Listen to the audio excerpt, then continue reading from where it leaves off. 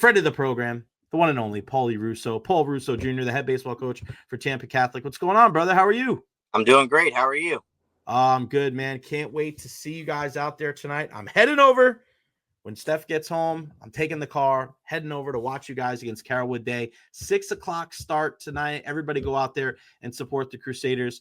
I mean, this is like Christmas, brother. You wake up this morning, there's nothing like opening day.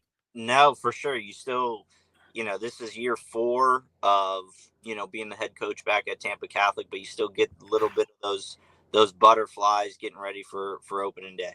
Year 4, man. Time is I feel like it was yesterday. I was watching you hitting bombs over the right field fence there at TC, man. What is it like though, bro? To be it's one thing to be a coach, but your first head coaching gig was at your alma mater. And the fact that the Tampa Catholic, just everybody, the hierarchy there had the faith and the trust in you to give you that job. And you have established a credibility and a foundation with this team where you've put the respect back into Tampa Catholic. What does that mean to you? I got to, when I got done playing, I got to go back and assist Ty that first year that I got into coaching. And that was special in itself, right? Being able to coach with your head coach that coached you. Right. And then when Ty resigned and we went through this process, again, a lot of, it was a nerve-wracking process going through it. Am I going to get the job? You get back into that TC community and you have that family aspect hit you again and you don't want to leave. So obviously I was super excited. My family, Lizzie, getting the job there 4 years ago now, which, like you said, it seems just that long already. But I'm extremely proud of what we've been able to do the last 3.5 years. Just the support with the coaching staff and the school and the families that have come in there, and the tremendous amount of strides that we've been able to make, not only from a baseball standpoint, but from a facility standpoint.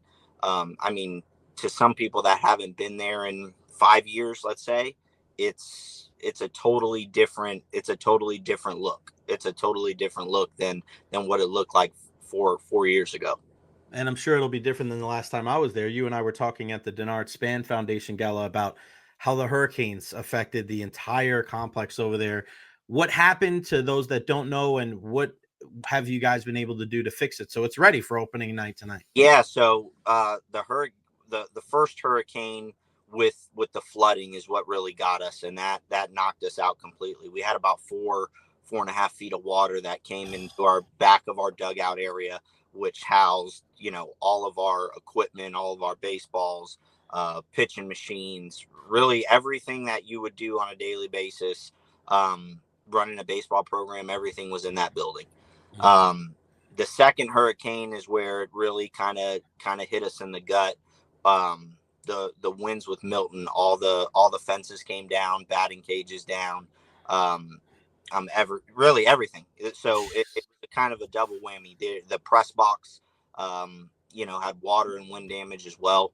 So we were able to get together, and basically the things that we've been able to do the last 3.5 years, we had to knock it all out and rebuild it in 3.5 months. So, with the help of some very, very generous donors, that when people come see the new facility, it's all over the place. The Anthony R. Abraham Foundation was a huge donor that helped us get everything back to where not where it's beautiful, but what the kids need to continue to develop and do the things we've been able to do the last 3.5 years. Yeah, I mean, it's if you're up and playing in 3.5 months, man, I think that is a kudos and a feather in the hat to everybody over there. You did, or you have set the record. I was busting Miguel's balls about this yesterday. You've set the record, though, with most assistant coaches. I think you have about 74 on the staff. Yeah, we got 9. We got 9. You have 9, but I want to talk about the one that means the most, and that's one of my best friends and your father, Paul Russo, a legend in the Tampa Bay area. He's influenced not just you and your sister, and get the boss in there, Tal, and your mom, and it's just such a great family atmosphere. You guys always make me feel like part of the family. I mean, I've spent Thanksgiving at your house. I mean, it's not something that I ever take lightly, and I thank you all for that. Especially times where my parents and my family aren't in town. I always feel very welcome by the Russos. But just talk primarily about your dad and what he's been able to do as kind of a sounding board to you at TC. Not so much of him when he was coaching you as a kid growing up, but like now when you're the head coach at TC and he's there sitting in his normal spot in the dugout, and the way that you can go to him, if you have a question or a guy's struggling, like what kind of resources he on game day and in practice there at Tampa Catholic? Yeah, he's a lot different with the kids than he was with me, right? Mm-hmm. He seems to be that soft voice that the kids want to talk to about hitting or anything that's going on. But from a personal standpoint, I lived with my dad till Lizzie and I got married. Mm-hmm. So it's a comfort thing for me. I know he sits, but like you said, he sits behind me every game, right? I know with whether it's baseball or whatever's going on in my life, that's one man that's one person that's always going to have my back no matter what.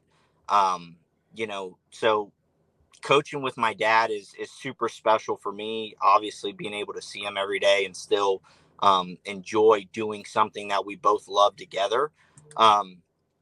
I would say he's probably done a really good job of letting me be my own man and make decisions that I want to make.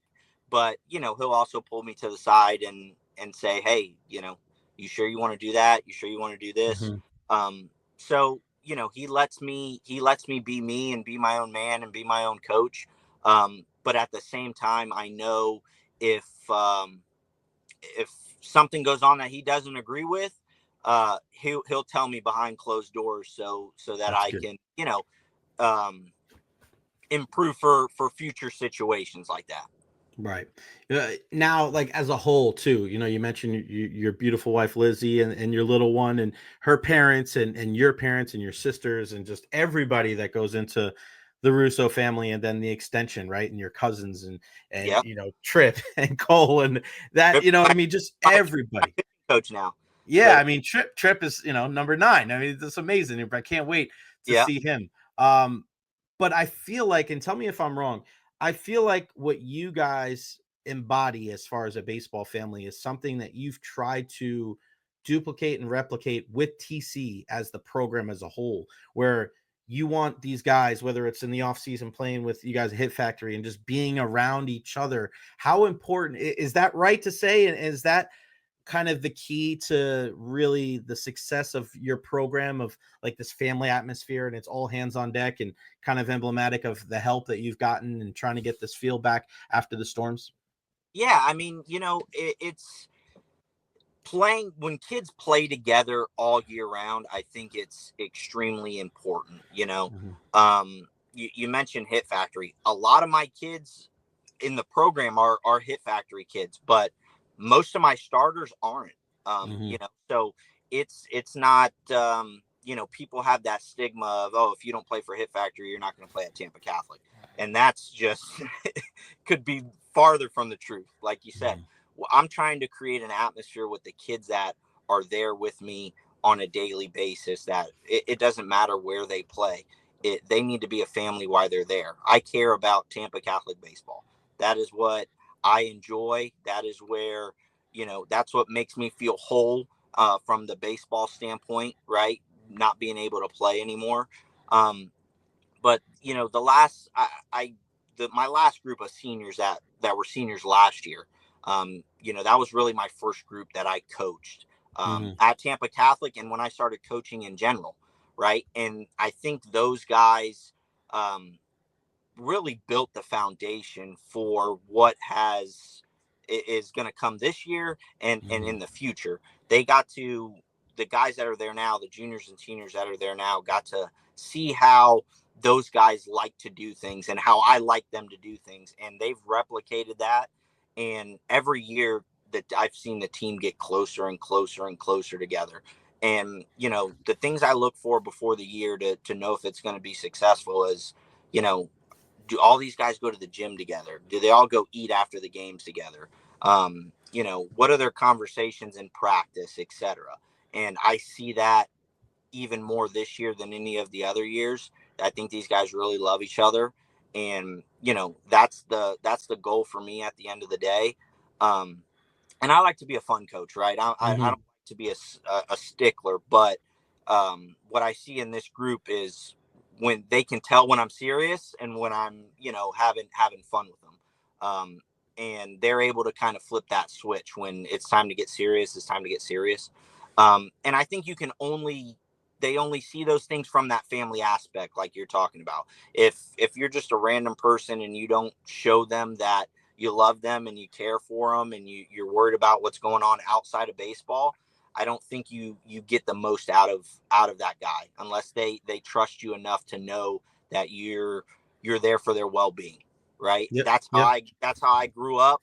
That's how I was coached, and that's the only way I know how to do it, right? And I've seen success with it. It's funny you say that because I quoted in a previous interview Tony La Russa's book, 3 Nights in August. And I'm going to quote it again here because he said you really can't get on a player unless he really truly believes that you have his best interest at heart and that you love him. And you could get really, really hard on a guy, and really, I don't want to say beat him down, but you can really, lay into him a little bit and really try to motivate him in a way. Cause some guys need to be pushed.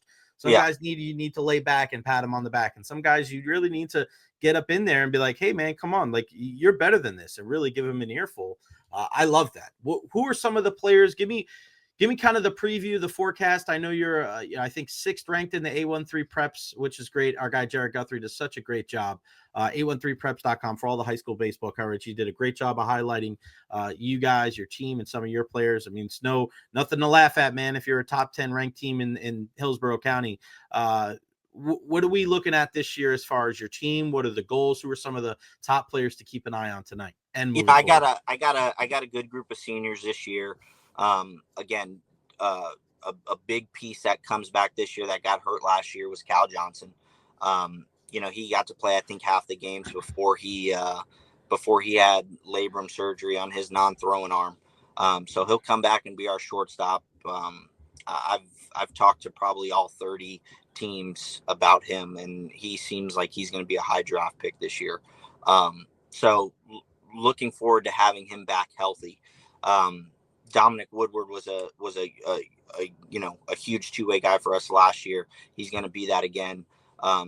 Drew Dunlop, Jake Owen, Lucas Sinanti, as well as Dominic will be the forefront of the pitching rotation, and they've all made tremendous strides in the last couple years.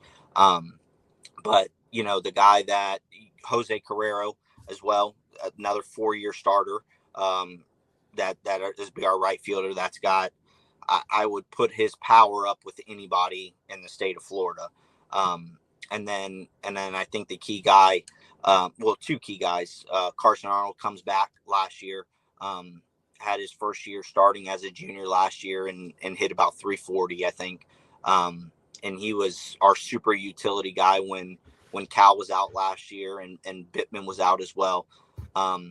And then Cole Bittman, he'll move, a freshman. I had him starting at first base last year. He started at third, but he was hurt at the opposite time that Cal was hurt. So then Carson moved over to shortstop. So, last year we didn't play one game with my projected starting lineup. Wow. We didn't play one game with our projected starting lineup last year. So, and then, like I said, so this year, Cole go behind the plate and replace Ethan. And he's really that fire guy that we got. He's just, like my dad says, he's just a look for baseball players. He's that guy, just a baseball player. So, I'm excited for our team this year. There's some pieces we obviously had to replace. That are always difficult to replace. Alex Soteropoulos was our number 1 last year. Have to replace him. He's at Columbia. Hershey Sanchez, our second baseman, he's at Eckerd. We didn't get Roman last year because of his surgery. Yeah. Ethan Frame behind the plate. He's playing at Pensacola Catholic. So there's some pieces that we had to replace. But I think these guys that are stepping up into that role, being able to learn from those guys that came ahead of them, I think has been a big help. And that's just, like I said, referring back to watching that group the last 3 years, kind of showing them how to do things and how I like to get things done. I got to ask you before I let you go about the rivalry with Jesuit. I asked Coach Menendez this yesterday, and you guys have coached against each other for a while. I know his kids were in the program years ago, and there's just a lot of this is a deep rooted rivalry going back many years, long before any of us were playing, right? And it's just I love it, the atmosphere. I don't know if I've missed. I go to at least one of the games every year, and I want to say it's probably been like 15 years running where it's either at your place or their place. I got to see Tampa Catholic Jesuit. I changed my whole schedule to make sure I'm there. What does that rivalry mean to you guys? And just describe to somebody that's never heard anything about it why it's so much different than every other game on your schedule. Well, where I'll start is, the two guys that I communicate with the most are probably my two biggest rivals, being Jesuit with Miguel and Richie at Berkeley. When I got into coaching, both of those guys were, one, congratulated me immediately, and two, they're two guys that I know I can go to with questions, etc., regardless of rivalries. Right. And I can get the answer that I need, or they'll give me how to navigate a situation, whether it's with a parent, a kid, an umpire, etc. So it's funny that your two biggest rivals are also the two guys that you go to when you need something, right? But that rivalry it's hard to put it in words, right? Now I've been on both ends of it, one as a player and another as a coach. It is, like you said, it doesn't matter what teams you are, where you're playing at. Everybody in Tampa knows a Tampa Catholic Jesuit game, when it's going on, where it's going to be, whether it's football, basketball, baseball. So it's an intense game. You see a lot of kids and coaches that you normally wouldn't see react a certain way or do certain things. All of that competitiveness comes out in those games. So I haven't been. Oh, somebody called. We got to figure out a way. Somebody called Paulie. This happens all the time when somebody calls. Let's see if we can get Paulie back. Same thing just happened with Brian. What happens in the middle of the interviews here? All right, I'm gonna remove and kick him out. Do the same thing we just did with Brian. I'm gonna text Paulie again. Just click on the link, brother. Click on the link. Just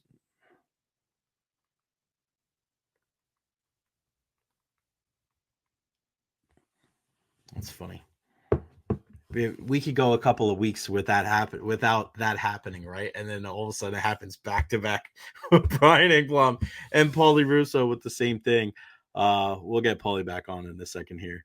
But yeah, I mean, it's just he's right though. I mean, that TC Jesuit rivalry, just like going back and forth, it's incredible. And if you've never been to a game between those two, it's wild.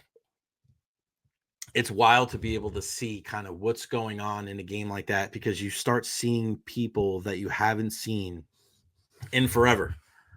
People that have been to TC and gone to Jesuit like over the years, and you won't see them for years, but they'll go to the Tampa Catholic Jesuit game because it's a who's who. So whether you're going to go to Jesuit or whether you're going to go to Tampa Catholic to go check that game out, I would suggest that you do that because it is well worth it to be able to watch them out there, and there's scouts out there, there's former MLB players out there, and there's a different buzz in the air. You cannot really, and Paulie said it himself, you can't really put it into words because it's unlike any other game. And I've been with both those teams in the playoffs, going to watch them play. And it's intense. Don't get me wrong, but there's just something different about that Friday night, whether you're at TC or whether you're at Jesuit and you're watching these two teams go at it, there really is nothing like it. Let's get Paulie back in here. There we go. Here we go. We're back. So yeah, we're just talking. Yeah, it's all good. Just talking about again the rivalry with Jesuit, and like you said, it's hard to put into words because it's so special. I've been with you guys, playoff games, but you go to a Friday night, whether it's your place or their place, and you're seeing MLB scouts and people that haven't even been to a high school baseball game in 20 years, but they'll go to a TC Jesuit game. No, absolutely. Like I said, it's fun game to be at. It's fun for the kids. It's fun for the coaches. It's like I said, it's hard to put into words. You got to be there and to feel that energy and everything that's going on in those 7 innings. What's the last thing before I let you go? If I tell you, if I ask you, like, Tampa Catholic is blank, like, what's the identity of this team? What can somebody expect if they're going to be like myself? If they're going to go to the game tonight, what is this team all about? This team, from what I've seen, the word is electric. They really are. This team has been able to really showcase. They've been able to do everything. They can pitch, they can hit for power, they can run bases. They play clean defense. Just watching the 2 preseason games, that's the word that I would use, is they were electric. I love that. I cannot wait to go see you out there tonight. The one and only Paulie Russo, Jr., head baseball coach at Tampa Catholic. I love you. Give my love to your better half, your little one, your entire family, but I'll see them all tonight too. Best of luck. Good success this year. I lost you again. It's because somebody's calling him. I love you, brother. I'll see you later on tonight. All right, Paulie.